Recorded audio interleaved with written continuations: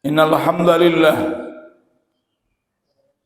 nahmaduhu wa nasta'inuhu wa nastaghfiruh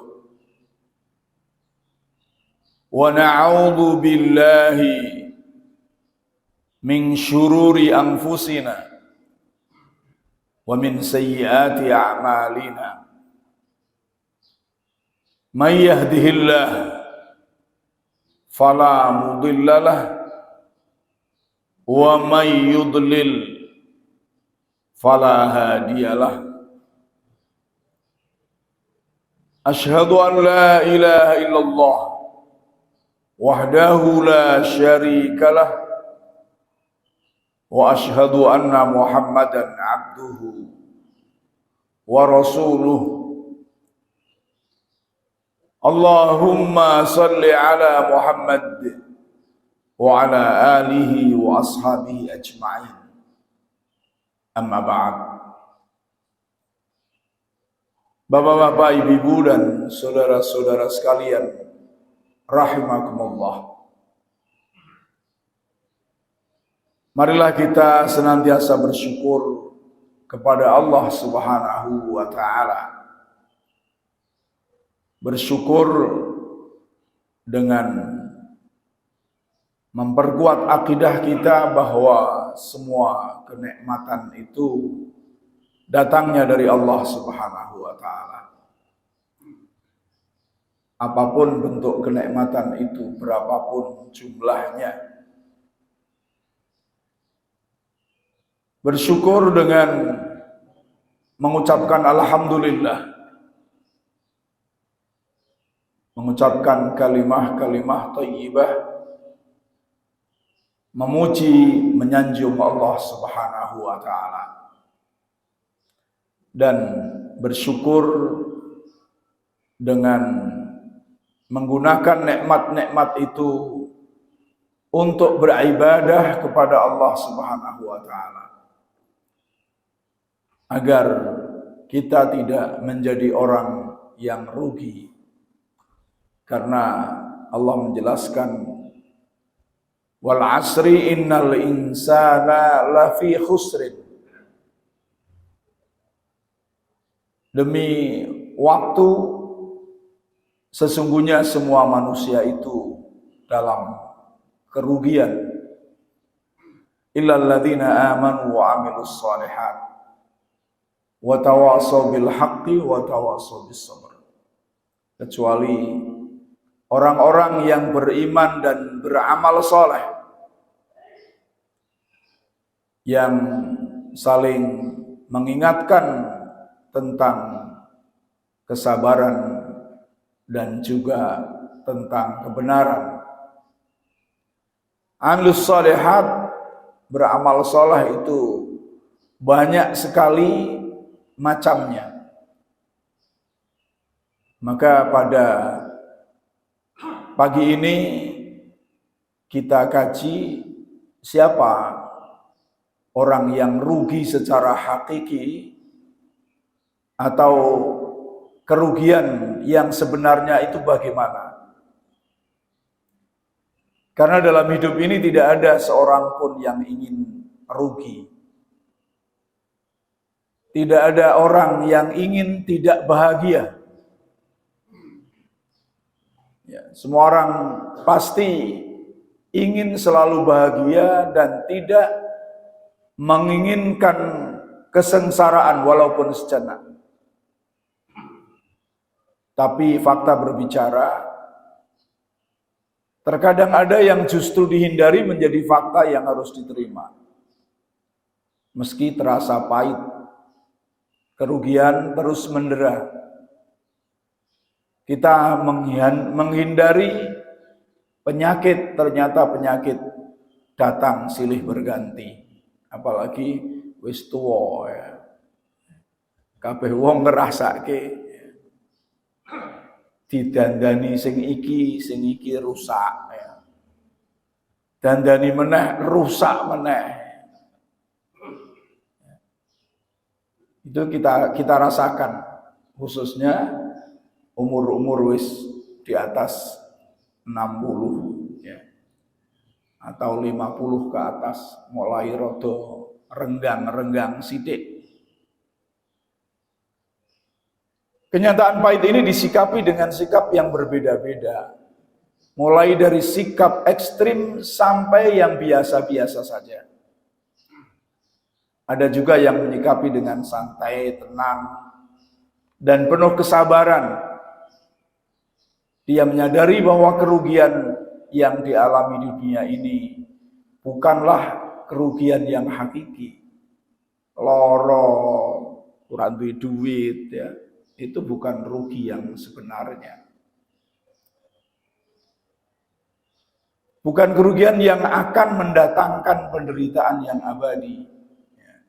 Sakit, diobati, sembuh. Sakit lagi, enggak apa-apa. Paling akhirnya mati. Sing ora loro pun juga bakalnya mati. Maka itu bukanlah kerugian yang disebut oleh Allah Subhanahu wa taala dalam firman-Nya, "Qul innal khasirina alladzina khasiru anfusahum wa ahlikum yaumal qiyamah. Ala dzalika huwal khusranul mubin." Katakanlah, sesungguhnya orang-orang yang merugi ialah orang-orang yang merugikan diri mereka sendiri dan keluarganya pada hari kiamat. Ingatlah, yang demikian itu adalah kerugian yang nyata. Az-Zumar ayat 15. yakni kerugian pada hari kiamat merupakan akibat dari perbuatan kita selama hidup di dunia. Jika kesempatan hidup di dunia ini bisa kita manfaatkan dengan baik dan maksimal, maka kerugian itu tidak akan menimpa kita, kerugian di hari kiamat.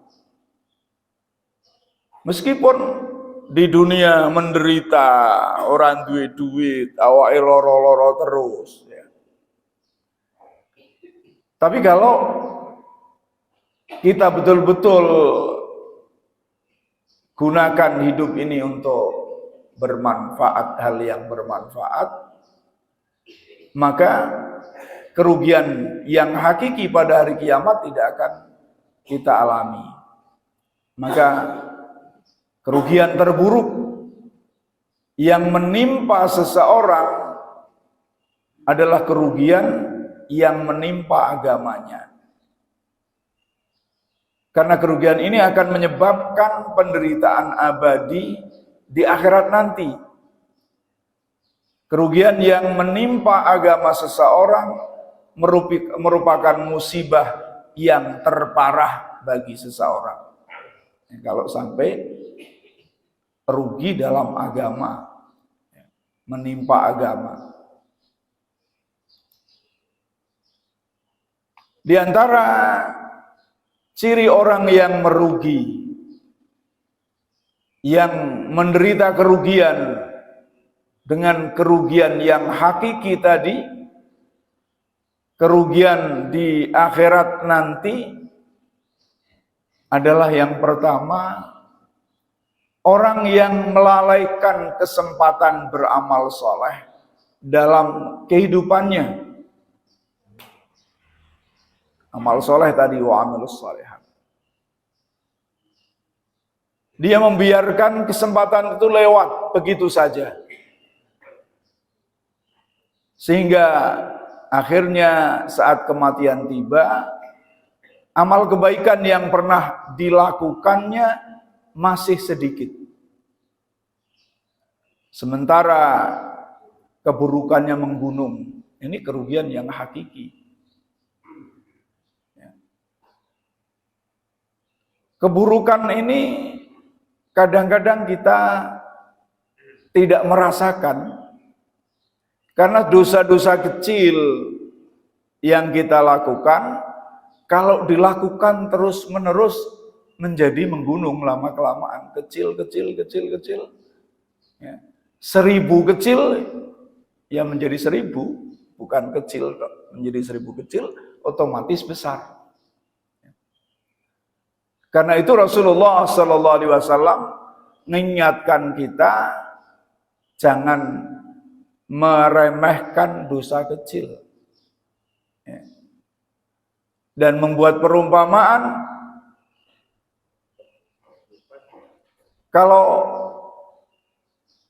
orang Muslim memandang dosa kecil itu bagaikan orang yang duduk di lembah di bawah gunung dan dia sangat khawatir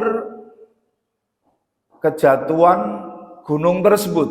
Kalau gunung itu longsor, dia sangat khawatir. Tapi kalau orang kafir memandang dosa kecil itu bagaikan lalat yang hinggap di hidungnya, lalu hanya diusir saja gitu, tidak merasa khawatir akan dosa kecil itu. Dan tentunya tadi supaya kita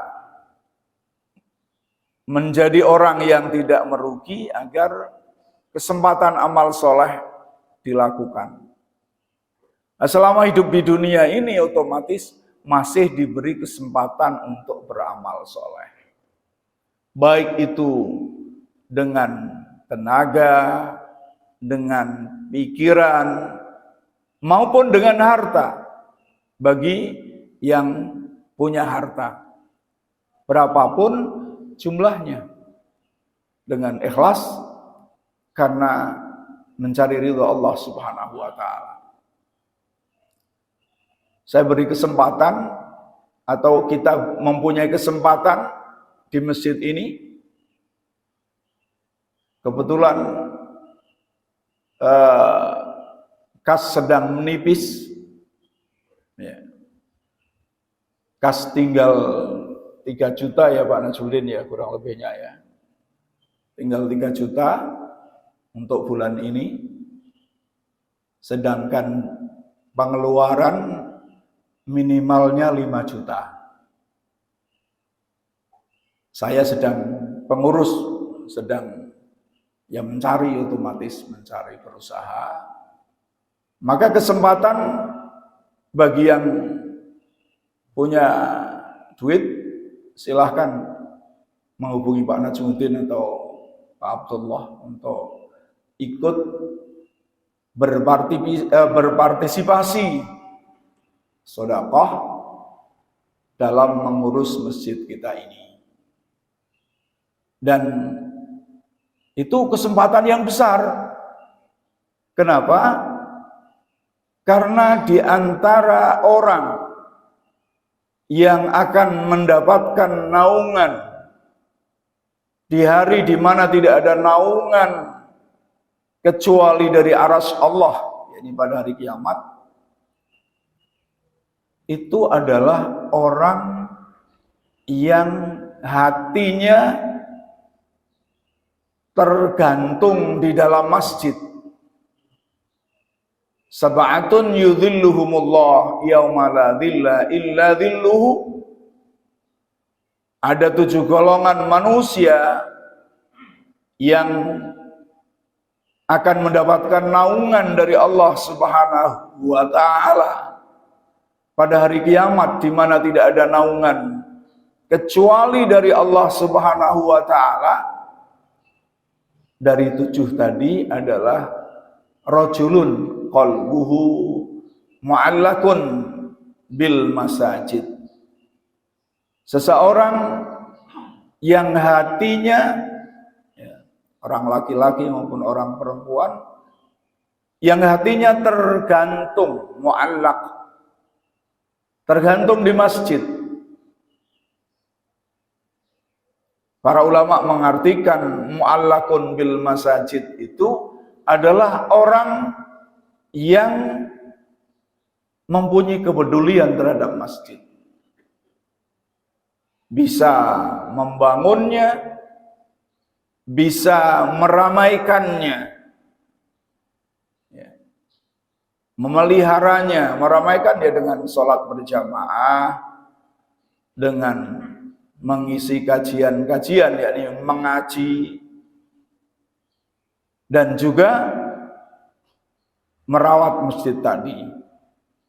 Ya, otomatis orang yang membiayai ya ikut meramaikan masjid. Apalagi kalau kita bisa ikut membiayai, bisa ikut sholat berjamaah, bisa untuk ngaji, itu lebih afdal lagi. Lebih afdal lagi. Dan tentunya sesuai dengan kemampuan masing-masing. Tidak harus dengan uang, tapi dengan kemampuan masing-masing. Syukur kalau bisa dengan uang, dengan tenaga, dengan pikiran. Allah Subhanahu wa taala juga berfirman, "Wal waznu yauma idzinil haqq. Faman thaqulat mawazinuhu faulaika humul muflihun. Wa man khaffat mawazinuhu faulaika alladzina khasiru anfusahum bima kanu biayatina yadhlimun." Timbangan pada hari itu ialah kebenaran, keadilan. Maka barang siapa berat timbangan kebaikannya, mereka itulah orang-orang yang beruntung. Dan barang siapa ringan timbangan kebaikannya, maka itulah orang-orang yang merugikan dirinya sendiri, disebabkan mereka selalu mengingkari ayat-ayat Allah Subhanahu wa taala. Ya. Kalau kita tidak memberikan kebaikan yang banyak, sehingga timbangannya menjadi berat. Nah, ketika tadi kita berinfak di masjid, itu timbangannya menurut saya berdasarkan dalil itu amat berat. Karena apa? Karena infak. Dan di antara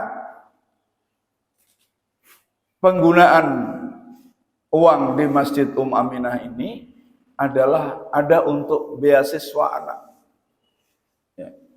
Kita membiayai anak yang tidak, ya gampangnya kurang beruntung. Ya. Jadi dalam hal misalnya ada hadis Rasulullah Sallallahu Alaihi Wasallam bahwa man dalla ala khairin falahu mithlu ajri fa'ilih. Barang siapa yang menunjukkan kepada kebaikan, maka dia akan mendapatkan pahala seperti orang yang melakukan. Ketika kita membantu memberikan beasiswa kepada anak, maka kita menunjukkan anak itu kepada kebaikan. Nanti anak itu mendapatkan ilmu, kemudian dengan ilmu itu dia bisa bekerja, juga bisa menafkahi keluarganya, maka berapa banyak kebaikan yang kita tanamkan yang akan kita panen. Di samping juga tadi termasuk rajulun mu'allaqun qalbuhu mu'allaqun bil masajid. Yang kedua, kriteria orang yang merugi adalah orang yang sering mengingkari janji, membuat kerusakan di muka bumi dengan menyebarkan syubhat dan membangkitkan nafsu syahwat. Ini akan merugi. Mengingkari janji itu termasuk tanda orang munafik juga. Ya. Menyebarkan syubhat dan membangkitkan nafsu syahwat, ya. Membangkitkan hawa nafsu, mendukung pengumbaran hawa nafsu. Ya, misalnya beberapa hari yang lalu, 3 hari yang lalu kalau nggak salah di televisi itu ada diskusi di Kompas TV kalau nggak salah ya, tentang pelacuran itu. Dari 5 orang yang ada di situ yang kekeh, 5 atau 6 kayaknya. Itu yang kekeh pelacuran itu dosa, bagaimanapun tetap dosa, hanya dari majelis ulama ini Kiai Nafid, dan 1 lagi ada itu anak muda. Yang lain menganggap pelacuran itu sebagai profesi. Pelacuran itu adalah sangat terhormat. Kenapa? Karena dia mempertahankan hidupnya daripada meminta-minta. Ya memang ada hadis tentang meminta-minta itu perbuatan yang hina, bahkan Rasulullah melarangnya dan Rasulullah mengancam dalam hadisnya, barang siapa yang terus-menerus meminta-minta pada hari kiamat nanti akan berjumpa dengan Allah, sedangkan di mukanya tidak ada sekerat daging pun. Artinya mukanya tidak ada dagingnya. Namun ya terus tidak dibandingkan daripada meminta-minta, lebih baik menjadi pelacur. Na'udzubillahi min dzalik. Dosa melacur lebih daripada dosa dari meminta-minta. Perbandingannya itu perbandingan yang ngawur. Nah, ini termasuk yang membangkitkan syubhat dan nafsu syahwat. Dan sekarang bazar-bazar rupiah ini ya sudah, ini pekerjaannya menyebarkan syubhat, membangkitkan nafsu syahwat. Dia kalau tidak bertobat, di akhirat nanti dia akan menjadi orang yang merugi. Orang yang tunduk dan taat kepada orang-orang kafir, serta memberikan loyalitas kepada mereka, itu juga termasuk orang yang akan merugi. Allah Subhanahu wa taala berfirman, "Ya ayyuhalladzina amanu in tuti'ul ladzina kafaru yaruddukum ala aqabikum fatanqalibu khasirin." Wahai orang-orang yang beriman, jika kamu mentaati orang-orang yang kafir itu, niscaya mereka mengembalikan kamu ke belakang. Artinya kepada kekafiran. Lalu jadilah kamu orang-orang yang rugi. Fatanqalibu khasirin. Menjadi orang yang rugi di akhirat nanti. Kenapa? Karena yang namanya orang kafir ya benar-benar akan memusuhi Allah dan Rasul. Itu sudah pasti. Kalau dia tidak memusuhi Allah dan Rasul, ya masuk Islam. Ketika kita mentaati, ya berarti mentaati orang yang memusuhi Allah dan Rasul. Akhirnya kita menjadi orang yang merugi. Jadi mentaati kezaliman, tidak hanya orang kafir saja, orang muslim tapi zalim, itu kalau kita mentaati juga kita menjadi orang yang rugi. Ada suatu hadis yang diriwayatkan oleh At-Tirmidzi dari Ka'ab bin Ujrah, di mana Rasulullah sallallahu alaihi wasallam bersabda, yakni Ka'ab bin Ujrah menyampaikan, ketika kami bersembilan sedang duduk-duduk, Rasulullah datang kepada kami, lalu Rasulullah mengatakan, "Isma'u, dengarkanlah. Pernahkah kamu mendengar bahwa nanti setelahku akan ada umara kadzab?" Ini ada umara, ada para pemimpin yang dusta, ya, rezim yang dusta. Barang siapa yang membenarkan kedustaannya, masuk kepada mereka, menolong mereka di dalam kezalimannya itu, maka dia tidak termasuk golonganku dan aku tidak termasuk golongannya. Dan dia tidak akan bisa masuk ke telagaku nanti, kata Rasulullah. Jadi kalau ada rezim yang kadzab, pendusta, kemudian kita masuk ke dalamnya, kita membenarkan kedustaannya, menolong kedustaannya dalam berdusta, maka diancam oleh Rasulullah. Sebaliknya, waman lam yadkhul, dan barang siapa yang tidak memasuki mereka, tidak membenarkan kedustaan mereka, artinya menentang kedustaan mereka, dan juga tidak menolong mereka dalam kedustaan, maka dia termasuk golonganku dan aku termasuk golongannya, dan dia akan masuk ke dalam telagaku, kata Rasulullah Sallallahu Alaihi Wasallam. Jadi harus hati-hati dengan orang-orang pendusta, tidak hanya orang kafir saja, tapi orang dusta. Jadi ini yang kemudian yang berikutnya adalah yang ketiga, orang yang hanya beribadah kepada Allah Subhanahu wa taala di saat dia mendapatkan anugerah kebaikan, di saat senang, di saat hidupnya nyaman, enak dan makmur, atau dia beribadah kepada Allah Subhanahu wa taala di saat apa yang dilakukan itu bisa mendatangkan keuntungan atau kebaikan duniawi. Ya, ini juga kerugian, menderita kerugian. Orang yang beribadah ketika senang saja.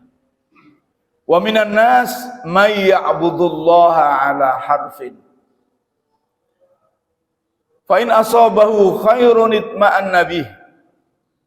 Wa in asabathu fitnatun qalaba ala wajhihi khasirat dunya wal akhirah, dzalika huwal khusranul mubin. Dan di antara manusia ada yang menyembah Allah dengan cara berada di tepi. Menyembah Allah dengan ada di tepi. Maka jika dia memperoleh kebajikan, tetaplah ia dalam keadaan itu, tetap dalam beribadah. Dan jika ditimpa suatu bencana, berpaliklah ia ke belakang, menjadi musyrik kembali, menjadi tidak taat kembali.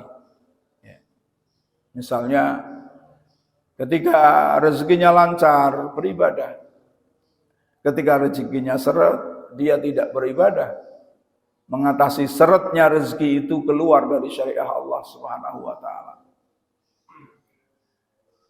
Ketika sehat dia mau beribadah, tapi ketika sakit dia mencaci maki Allah, mencari solusi dengan hal yang tidak disyariatkan Allah. Itu namanya berada di tepi. Begitu pula berada di tepi juga ketika dia mendapatkan musibah, dia beribadah. Namun ketika musibah itu diangkat oleh Allah Subhanahu wa taala, dia musyrik kembali. Dalam Al-Qur'an dimisalkan hal itu, orang-orang yang naik yang kira-kira maknanya, terjemahannya, orang-orang yang naik kapal ketika di tengah lautan, ombak besar, maka dia betul-betul khusyuk meminta kepada Allah Subhanahu wa taala.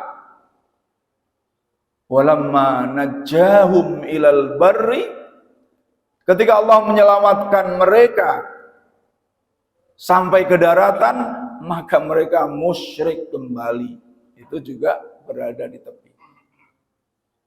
Maka orang yang beribadah kepada Allah dengan berada di tepi ini, rugilah dia di dunia dan di akhirat. Yang demikian itu adalah merupakan kerugian yang nyata. Al-Hajj ayat 11. Yang keempat, orang yang dilalaikan oleh harta dan keluarga sehingga tidak bisa beribadah kepada Allah Subhanahu wa taala. Ya. Allah berfirman, "Ya ayyuhalladzina amanu la tulhikum amwalukum wala auladukum an dzikrillah. Wa may yaf'al dzalika faulaika humul khasirun." Dan masih banyak hai orang-orang yang beriman, janganlah hartamu, harta kalian, anak-anak kalian melalaikan kamu dari mengingat Allah.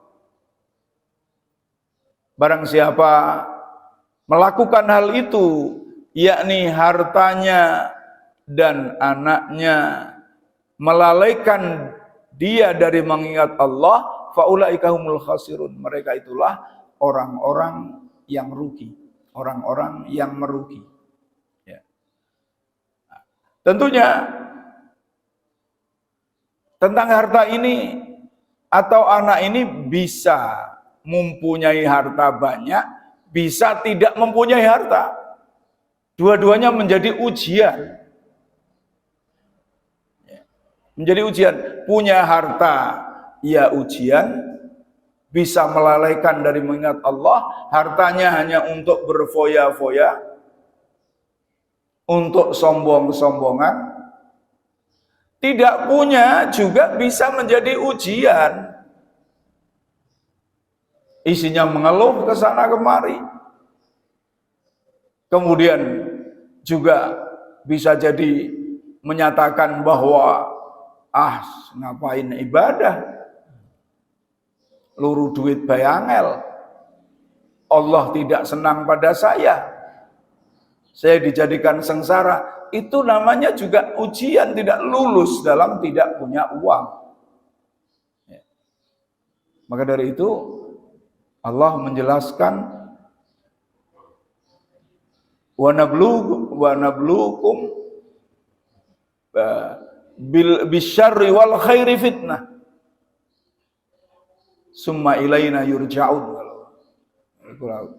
Ini ayat Al-Quran mengatakan, dan kami benar-benar menguji kamu sekalian dengan kejahatan dan kebaikan, kesulitan dan kemudahan, sehat dan sakit, dan lain-lainnya.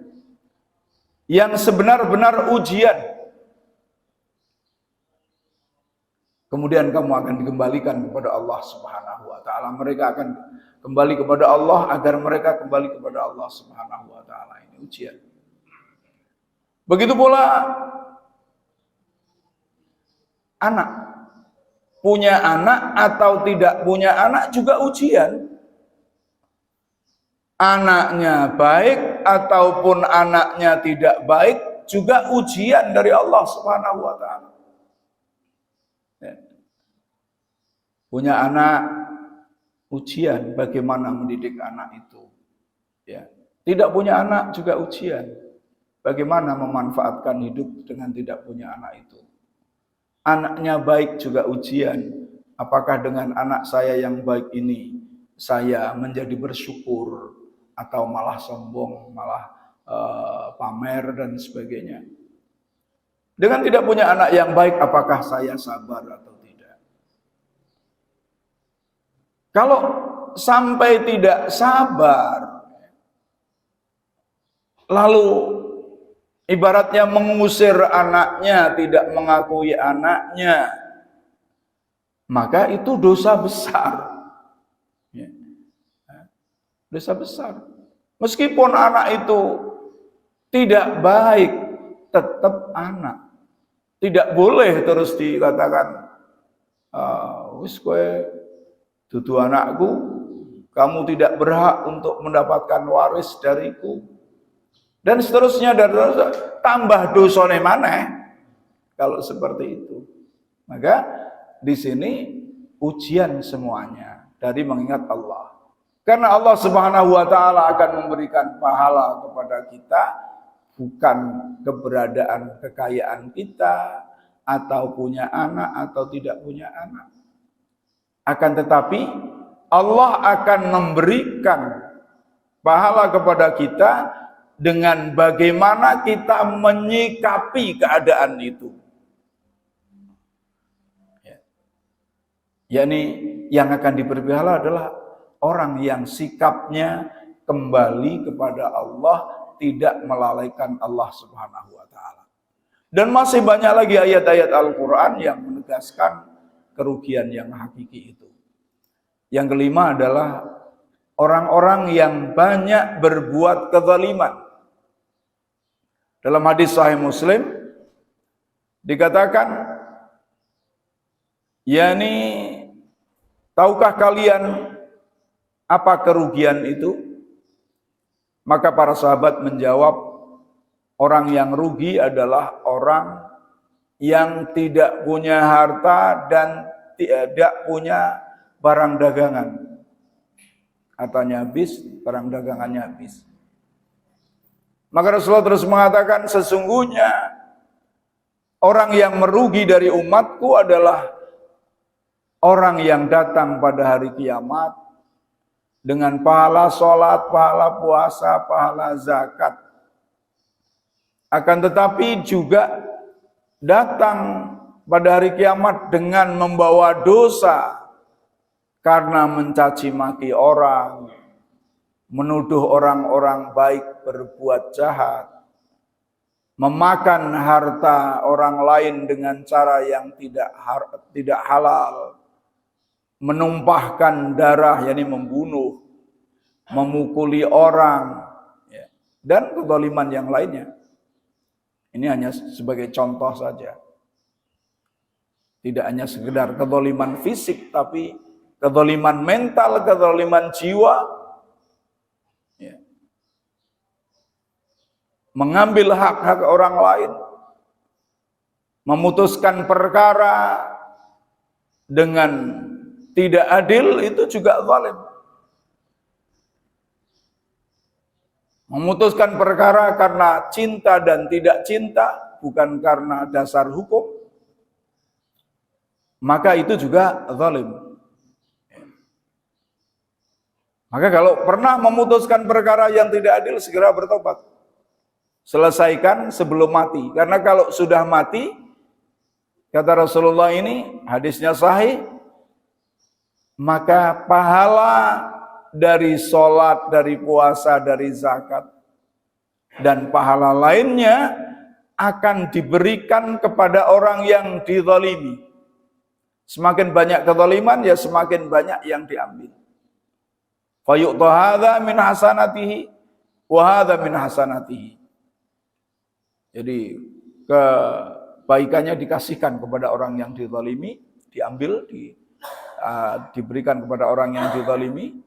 Fa in faniyat hasanatuhu, apabila kebaikannya itu sudah habis sebelum terbayar kezalimannya itu, maka diambil kesalahan-kesalahan orang yang dizalimi, lalu diberikan, dibebankan kepada orang yang zalim tadi, kemudian dilemparkan ke neraka.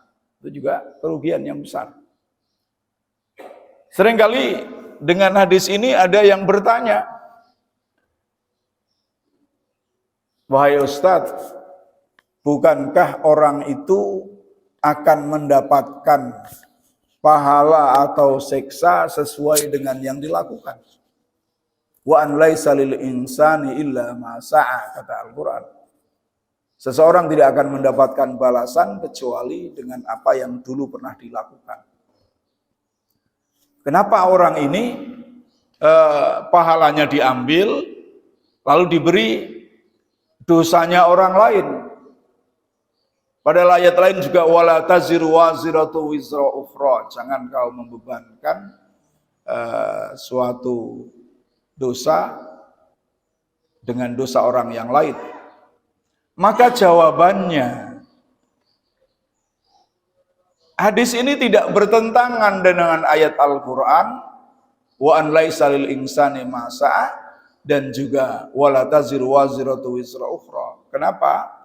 Karena sebab diambilnya hasanat-hasanatnya dan dibebankannya dosa-dosa kepadanya itu atas perilaku dia, yakni dia mendolimi orang ketika di dunia dan belum terselesaikan kezaliman itu, belum bertobat dari kezaliman itu, maka diambillah kebaikannya. Jadi tidak bertentangan. Bapak-bapak, ibu-ibu dan saudara-saudara sekalian rahimakumullah, apa solusinya? Solusinya ada pada surah Al-Asr, agar kita tidak merugi, yakni menjadi orang yang amal soleh, saling mewasiati tentang kebenaran dan kesabaran. Yang kedua juga solusinya adalah berjihad dengan harta maupun jiwa sesuai dengan kemampuan. Berjihad dalam arti bersungguh-sungguh berusaha untuk beribadah kepada Allah, bisa berjihad dengan jiwa yakni ke medan perang, bisa dengan hartanya seperti yang sudah saya sampaikan tadi di pembukaan. Yang ketiga adalah membaca dan mentadaburi Al-Quran, kemudian mengamalkannya yang mampu kita amalkan. Dan yang keempat, memohon kepada Allah agar jangan menjadikan dunia sebagai tujuan hidupnya. Memohon kepada Allah agar jangan menjadi orang yang menjadikan dunia sebagai tujuan hidupnya. Ini doa yang diajarkan oleh Rasulullah di dalam Sunanut Tirmidzi itu tentang supaya jangan menjadikan dunia sebagai jalan hidup atau tujuan utama dalam hidup. Harta itu didajikan sebagai sarana untuk menuju akhirat, bukan untuk dunia.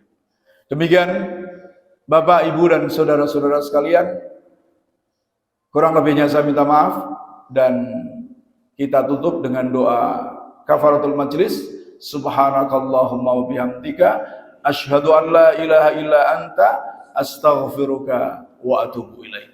Wassalamualaikum warahmatullahi wabarakatuh.